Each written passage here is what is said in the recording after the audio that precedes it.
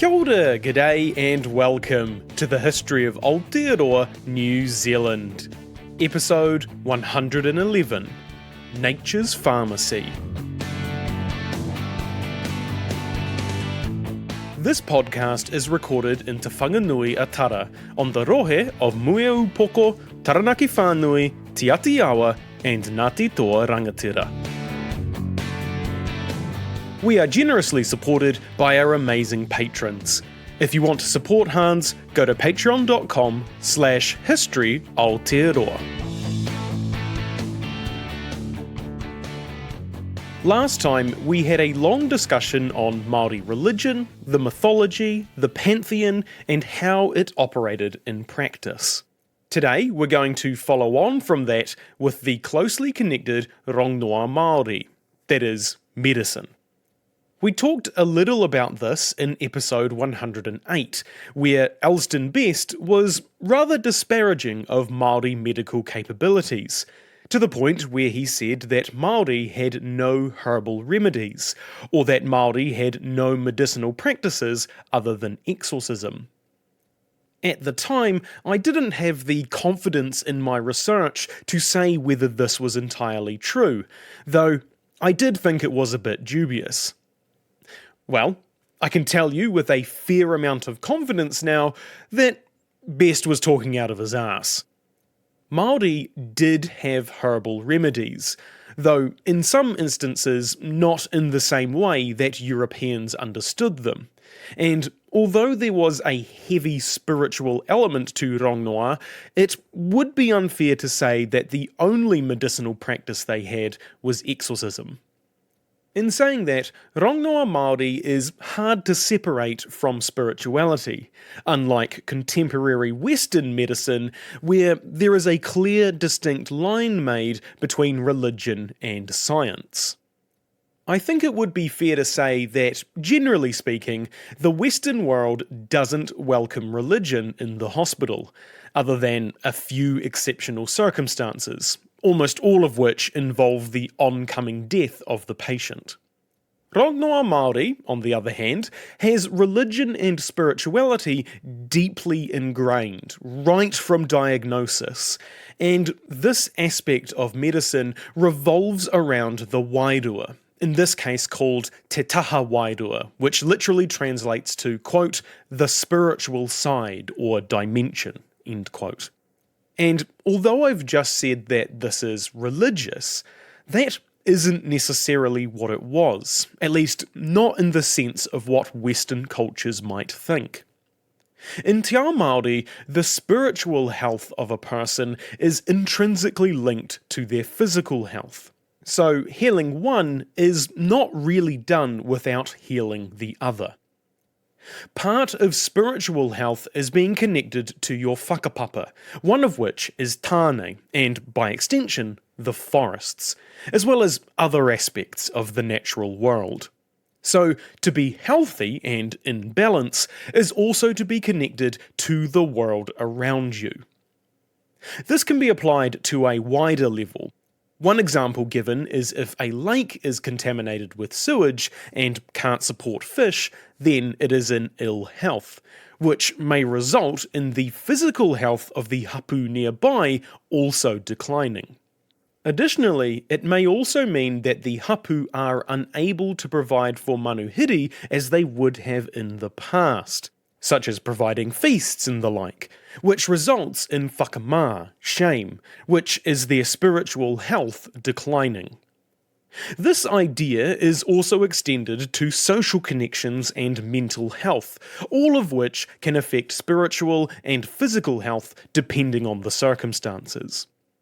If you're like me and were brought up in the New Zealand school system, you may have had this presented as the idea of the four walls of a house, with each wall representing your mental, physical, spiritual, and emotional health, each one helping to hold up the whole house, which is you. If one wall falls down or is fragile, the other three have to do more work to keep the house standing, meaning it is harder to maintain the house and the other walls become more susceptible to crumbling. In a nutshell, that concept is what Rongoā Māori is. To explain it a slightly different way, the focus of Rongoā Māori wasn't the sickness itself, but rather the person who is sick. It's perhaps a subtle difference, but the idea is to be more holistic in the approach to healing. This meant that those tohunga who were connected deeply to the atua weren't just priests. They were doctors, nurses, counsellors and therapists all rolled into one, called tohunga nāna tūpāpaku. They were taught in the whare wānanga, and Rongoā Māori was considered to be one of the things that Tāne brought back in the kete of knowledge. As such, any breaking of tapu in relation to this knowledge, such as sharing it with outsiders, was an affront to him. And in fact, Tāne was also the atua who presided over the medicinal plants from the forest. So one of his major domains was medicine and healing. In the whare wānanga, aspiring tohunga would learn the various karakia used in healing, the plants that go with them, how to prepare and apply them, as well as what symptoms or ailments these would be used for.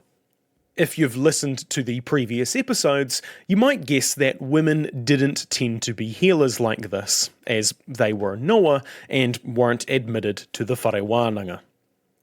As we talked about in previous episodes, the first step of figuring out how to cure someone was to figure out what the cause of the disease was, which in Te Ao Māori is what tapu they broke or which atua they pissed off. This would involve matakite, divination, and once the source of the issue was discovered, the tohunga could prescribe treatment. This treatment would chiefly involve karakia. This was seen as the thing that was actually doing the work of healing. Plants, massage, stretching, and other physical remedies would likely have been done as well, but these were seen as secondary to the karakia. They just amplified the work that the words were doing. Remember, in Te Ao Māori, words have innate power, especially when said with intention by someone with great mana, which a tohunga always was. Tohunga were required to maintain a certain level of mana to allow their karakia to be able to work. Additionally, if karakia weren't delivered correctly, such as adding or removing a word or messing up the pacing, then this could render the karakia useless in that instance. All of this was important with the idea that the atua was the one doing the healing through the karakia, and the tohunga was just the vessel or the connector between the atua and the patient. We have talked a lot about karakia before though, so I won't rehash all of that here. What I would rather focus on is the more physical aspect. What plants they were using, what ailments were those plants used for, and generally, if you were alive in, say, 17th century Aotearoa and injured yourself or got sick, what kind of treatments would you potentially see being prescribed? So let's start with some different ailments. Well, by and large, Māori were treating most of the same kind of stuff we get today.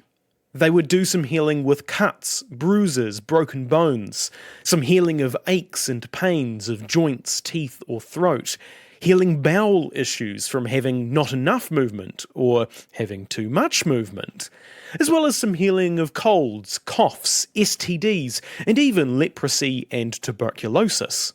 Diseases like influenza, measles, and that sort of thing didn't arrive until after Europeans came over, and much like other indigenous peoples around the world, Māori had no natural defence against them, meaning they contracted them easily and a lot of people died. Overall, Europeans recorded that Māori didn't seem to have many really bad diseases, and serious illness didn't seem to be widespread, possibly since Māori weren't as urbanised as the increasingly city-dwelling Europeans. What we also see once Europeans turn up is that Māori women were heavily afflicted with introduced diseases, as the whalers and sealers coming initially were pretty much always men, and so women that had sex with them contracted these diseases more often. As with most aspects of pre-European Māori life, Rongoā wasn't just rote learning of plants and symptoms. There was a lot of tikanga to observe and tapu to not break, such as early morning generally being favoured to gather plants. Acknowledging the mauri, the life force of the plant being harvested from, was common to show respect to the plant and to harvest from it in a way that would ensure it would continue to live and allow others to harvest from it later. You wouldn't take more leaves than the plant could do without, or you wouldn't take more than you need. Taking less and making sure the plant will survive your harvest was key to its survival long term, and allow you and others to take from it in the future. Plants can grow and replenish themselves. To take too much and then cause it to die is not very helpful and not very forward thinking.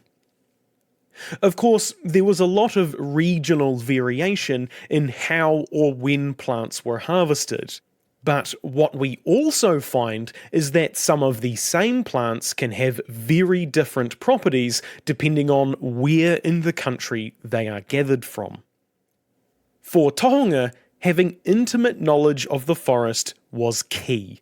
Knowing how each plant grew or how they defended themselves would help in knowing what they could be used for. Such as how Europeans later figured out how fungi defend themselves against bacteria, which in turn we can use as medicine, such as penicillin. Knowledge of what plants are good for what ailment and how to use or prepare them was determined over years or even generations of observation. This knowledge would be passed down by two primary methods, both facilitated by the whare wānanga. One was by sitting down in the whare itself and basically being taught in a class.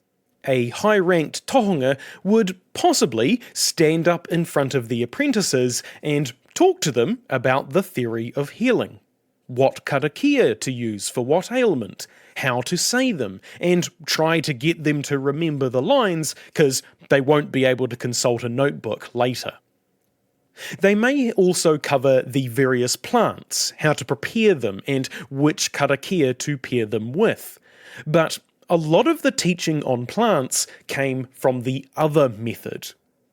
Just being out in the bush, walking with the tohunga, and them pointing out plants, showing how to identify them and how to harvest them in a safe and respectful way. In saying that, the specifics of how Māori applied medicines or how they figured out what worked and what didn't isn't really known, since they were apprehensive to share that information with people like Best.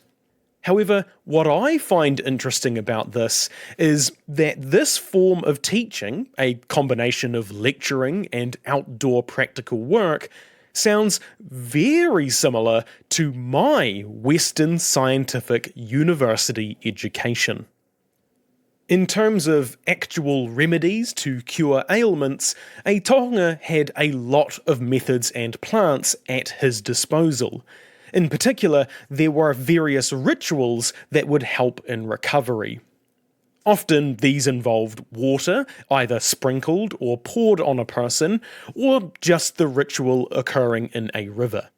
Usually plants were placed on the patient or mixed in some way during these ceremonies. Peter Buck suggests that the bigger, less obvious ailments were the ones treated mostly with ritual or ceremony. and that simple and plain-to-see issues were treated in a more quote-unquote rational manner, such as warts having leaves applied after cooking them, or boils were cut open and the core squeezed out with the thumbs. Bloodletting was occasionally practiced for alleviating pains, like headaches. If the person was drowning, they would be held by the heels over a fire to get them to inhale the smoke. The water was then able to run out of the body, and the sneezing from the smoke would wake them up.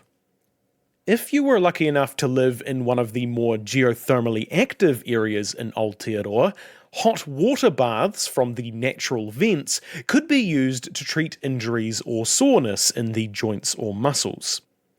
Cook and Pollack both recorded that steam baths were a common way to fix ailments as well.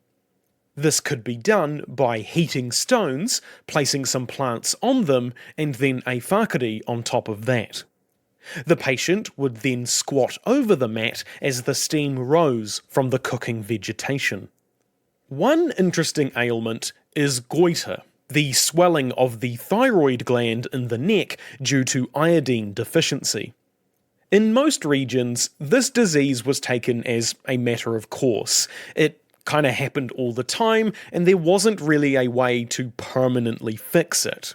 But it could be eased by rubbing morning urine on the area with the left hand. Part of what makes this a little interesting is that later the European population would have the same problem, since the root of the problem was New Zealand's soil, specifically that it doesn't have much iodine in it, meaning that the plants didn't either. So people just weren't getting very much iodine in their diet, and it wouldn't be until 1924 that table salt was required to be iodized to help avoid this issue, to which it still is to this day. One thing that does come up a fair amount if you look into Rongoā Māori is discussions around what kind of medicines Māori used, or whether they used them at all if you look at Elston Best's work. In fact, he took it a step further and said the art of medicine was learned from Pākehā, as it would, quote, lessen the power of the priests, end quote. He says that when Māori learned about the science of medicine, they took to it very quickly and, quote, swallowed any nostrum they could procure, be it ever so vile, end quote. These views have subsequently been refuted by modern scholars. Māori did use some medicines, but it seems that it may have been limited to external remedies. It's possible that internal remedies, like drinking water infused with leaves or bark, may have only occurred when Europeans arrived, though there is evidence to suggest that they did have some medicines that were consumed for abnormal bowel movements. So the jury's still slightly out on that one. We also find that some Māori called European missionaries tohunga, as they fulfilled a similar role in European society that tohunga did in Aotearoa. This was only further reinforced when they brought with them various medicines and used them on the population, often with great effect, which in turn helped to convert them to Christianity. Due to the conversion of many people who would have been inducted into the whare wānanga, a lot of the knowledge on medicine and other important topics was lost with the death of quote-unquote old-time tohunga.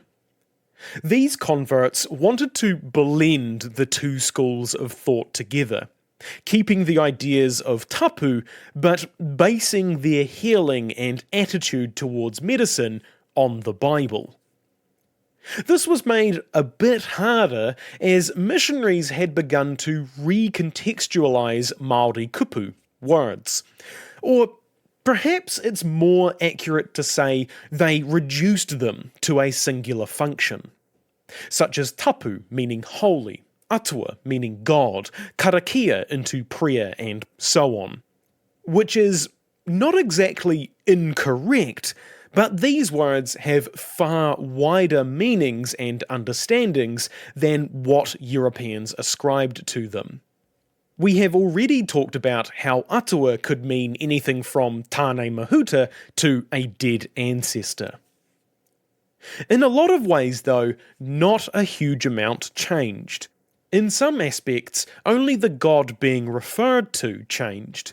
That of Christ instead of the Big Six. Right, okay, so listen up. Before we get into talking about some specific plants and what they were used for, I do need to give a small warning. Or rather, it's actually quite a big warning. I really need to make this abundantly clear. The treatments I'm about to describe were used by Māori to treat ailments for hundreds of years. This does not mean they are safe to use now. Some plants contain poisons or even carcinogens, that's cancer-causing chemicals, that they weren't aware of. But we do know that they are in these plants now. At least one of the plants I'm about to talk about is not safe to put in your mouth. Additionally, do not eat any plants that you can't 100% without a shadow of a doubt identify correctly. Some plants can look like other plants, sometimes on purpose, as we will soon discuss. And some of these lookalikes are dangerous to your health. Just be sensible, you know? Don't eat something if you don't know what it is. If you have an injury or a disease, see a doctor, go to the hospital. And just to really lay this out in case a lawyer gets involved, I will not be held responsible if you, based on the following information, go out, eat something, and then get injured. Cool? Cool. So with that out of the way, let's talk about some interesting plants and their uses. Kawakawa leaves look very similar to that of kava, a sedative that is used throughout the Pacific, even today, and in fact it is distantly related to it. Although kawakawa doesn't have the same properties, it does have a lot of other uses. The leaves and roots could be boiled to make a tonic that was used as an aphrodisiac and a treatment for gonorrhea, worms, and issues with the urinary organs. Kawakawa leaves could be added to a bath to help soothe skin conditions, and wounds could be wrapped in them, possibly acting as an antiseptic. The leaves could also be chewed to receive a mild numbing effect, and was useful to help ease the pains of toothaches or sore throats, with the leaves tasting kinda peppery and bitter. The active chemical that is probably doing most of this work is myristicin, which I'm probably pronouncing incorrectly, but it has anti-inflammatory, antimicrobial, and insecticide properties. Interestingly, this is also the psychoactive chemical in nutmeg, and apparently some people have tried to smoke kawakawa leaves to get high. But they didn't have much success other than feeling just actually a bit numb. To protect the kumara crop from caterpillars, Māori would burn kawakawa branches in rows between the plants to help ward off insects that might eat it. Interestingly, there is one bug that this didn't work for: the kawakawa looper moth, Cleora scriptaria, who has adapted to be resistant to the insecticide properties, and in fact prefers to eat kawakawa. This species are the ones leaving the holes in the leaves of kawakawa that you often see. Māori believe that the ones with the most holes are the ones with the most medicine, so they are the ones to choose for your remedies. which may have a Western scientific basis, in that the eating of the leaves by the moth may have caused them to change their chemical composition as a defense mechanism, meaning an increased concentration of the active chemical myristicin. Later, when Europeans arrived, they would brew kawakawa into tea, beer, and nowadays you can actually even find it in gin. Shout out to the Bond Store Distillery on the Kapiti coast for their kawakawa gin, which is my absolute favourite. I am not sponsored by them, just really like their gin. The leaves were also used as kinaki and served with mutton bird. Apart from the leaves, kawakawa has an orange fruit which is quite tasty and was used as a diuretic. Horopito is called the pepper tree in English due to the strong peppery taste that you get when you chew the leaves. Again, this would be used for sore throats and teeth, as it had a mild numbing effect. Mothers would rub the leaves over their breast to help wean their children off milk, since they would be put off by the mild spiciness. Hot baths infused with leaves and bark of horopito were used to treat a variety of external body conditions and even parasites. Europeans dubbed it Bushman's painkiller on account of, well, its pain-killing properties. Europeans also brewed it into a tea to help relieve stomachaches, headaches, fever, or diarrhea. Leaves could be placed on cuts to help heal them too, though sometimes this would impart a slight blue tinge to the skin, as the underside of the leaf has a blue hue. The chemical responsible for the spicy flavour is polygodial, which has antifungal, anti-inflammatory, antibacterial, and anti-allergic properties. It has also been found to be effective at treating yeast infections, and is apparently sold in creams worldwide for that purpose. Funnily enough, deer hate the taste, so horopito has become quite dominant in some areas, since the deer consume everything else except it. Horopito also has some insect repellent properties. This is due to the glands filled with polygodial. When an insect nibbles on the leaf, it may pop a gland, releasing the compound and killing the insect. But this also damages the leaf itself, leaving the characteristic red patches. This in turn serves as a warning signal to other insects.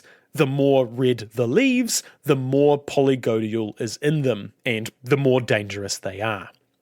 What's really cool is that this seems to have become the language of the forest, with other plants who don't contain polygodial mimicking the same blotchy red leaf pattern to stop insects from nibbling them.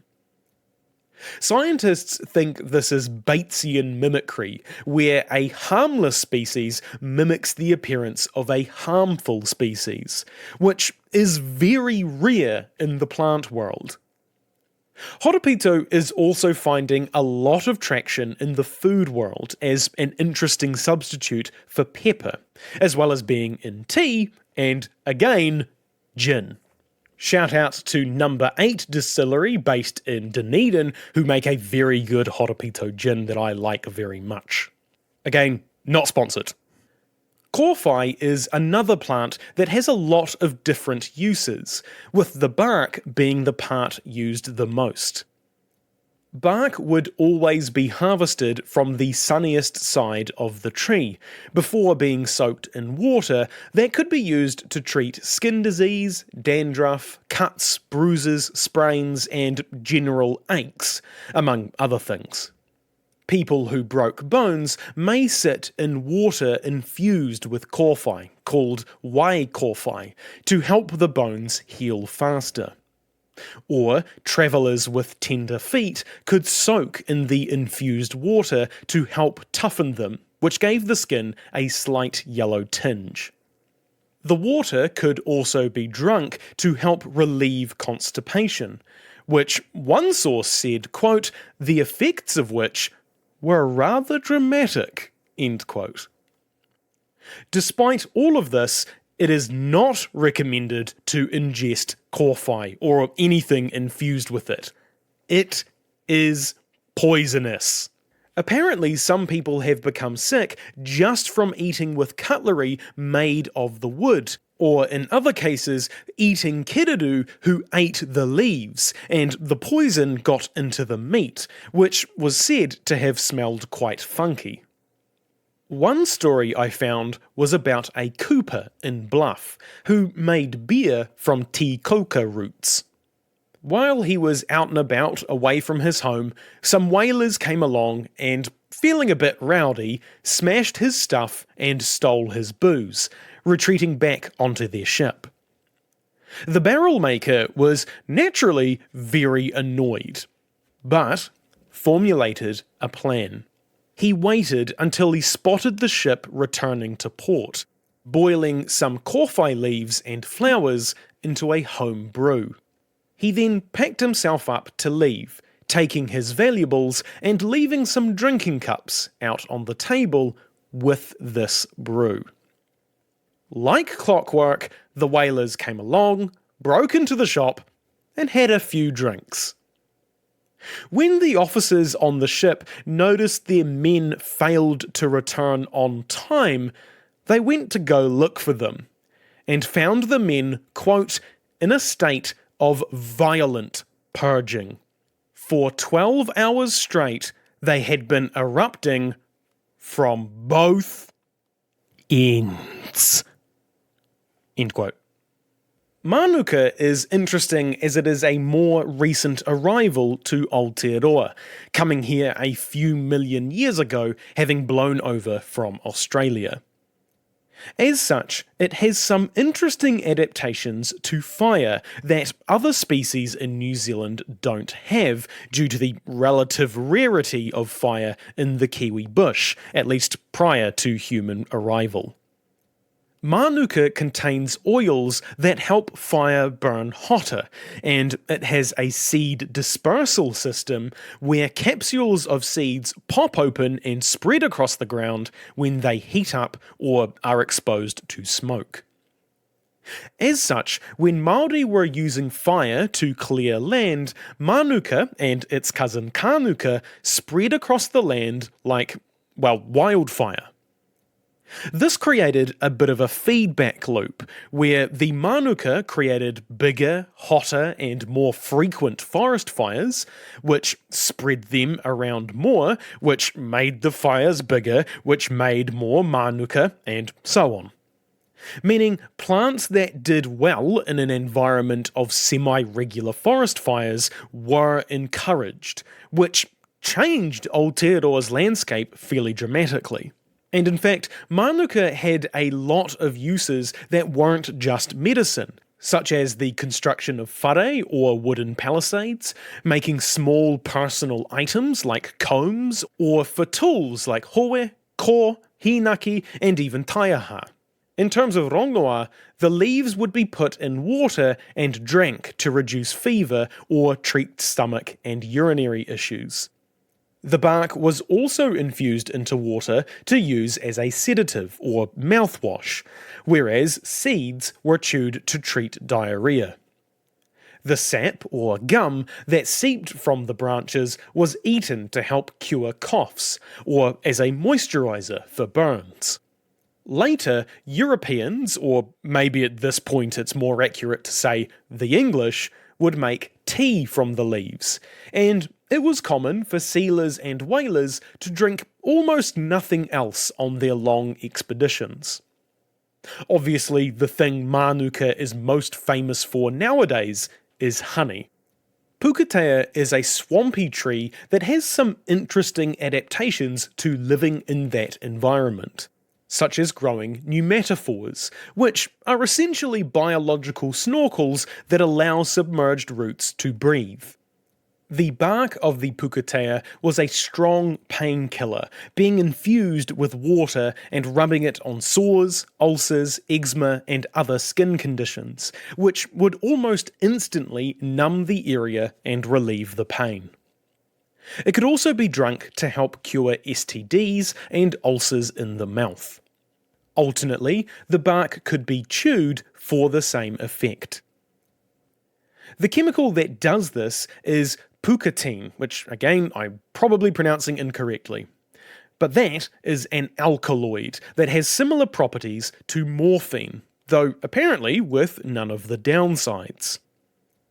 This has led scientists to look more into its potential application in Western medicine, possibly around Parkinson's disease, hypertension, and TB.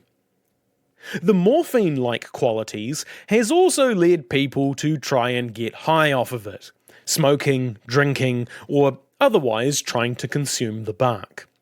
So far, no one has reported it being successful other than getting a numb mouth or throat. Apparently, there was some suggestions that pukateen causes convulsions in rabbits, and that it was poisonous to sheep and rats. So, there could be potential applications in native conservation.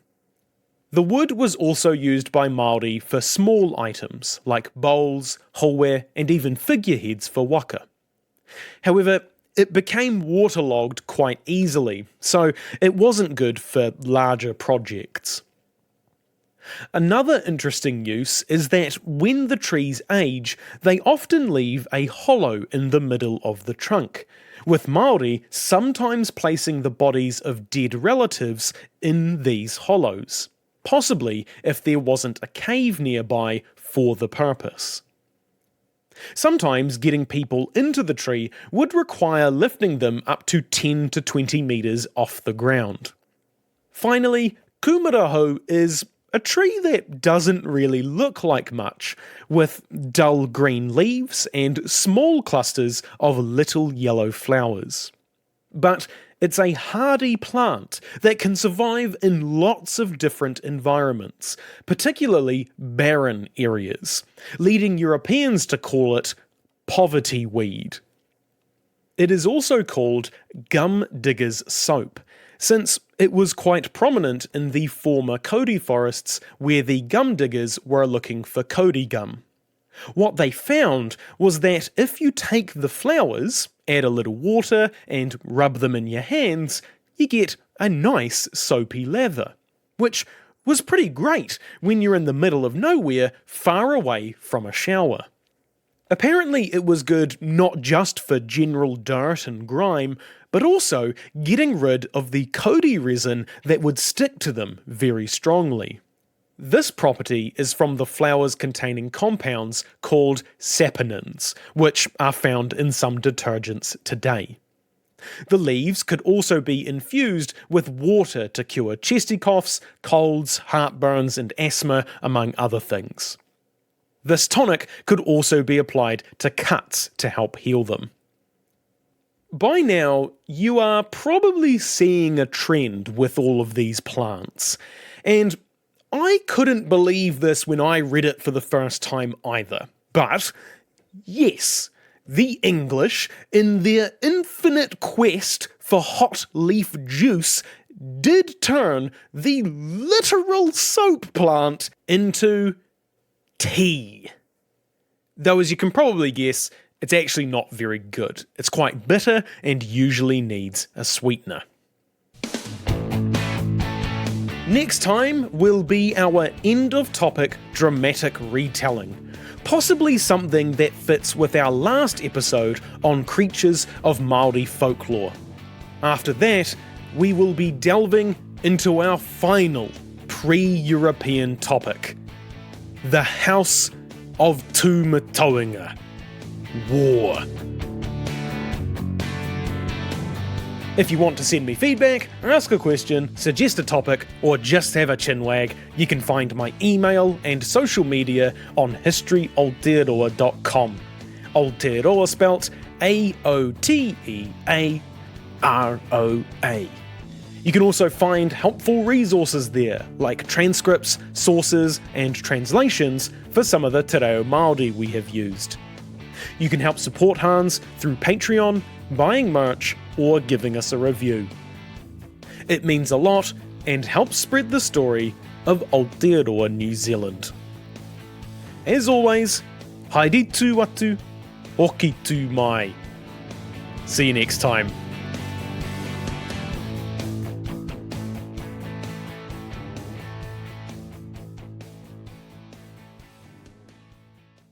Hello, welcome to the space after the outro. I normally don't do these sorts of things, but I've literally just finished recording the episode and have just noticed this, and I really want to share it because it is not something I planned and is a great coincidence. The episode you've just listened to is obviously all about Māori medicine and healing and medical stuff and doctors and all that sort of thing. The number of this episode, some of you may have already picked up, at least if you're in New Zealand, is episode 111. Or episode 111. That, for those who don't know, is the New Zealand emergency number. Like 000 or 911. Ours is 111. Somehow, I managed to make the medical episode number 111. Fucking let's go!